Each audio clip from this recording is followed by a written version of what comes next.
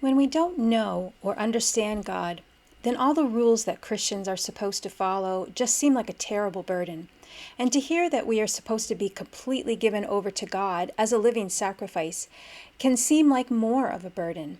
However, worship is more than just making sure God knows how great He is, or making sure that we know how great God is. We are worshiping a holy, set-apart God who does not want to be separate from us. He wants to dwell with us because He is also love. Worship as service, as being a living sacrifice, is not merely obedience. It is actually participation in the divine nature of the God of holy love.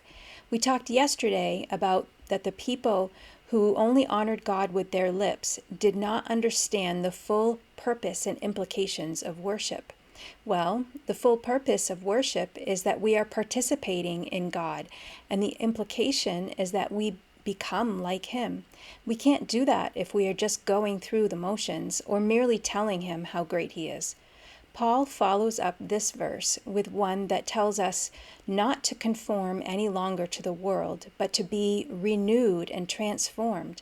That is spiritual formation, the goal of our study. And that can't happen unless we are truly worshiping and not merely going through the motions or saying the right words.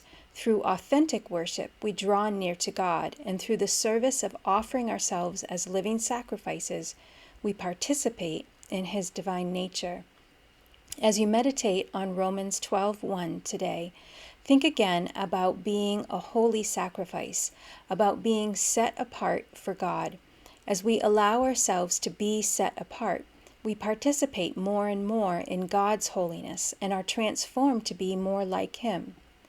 Romans 12:1 says, "Therefore I urge you, brothers and sisters, in view of God's mercy, to offer your bodies as a living sacrifice, holy and pleasing to God.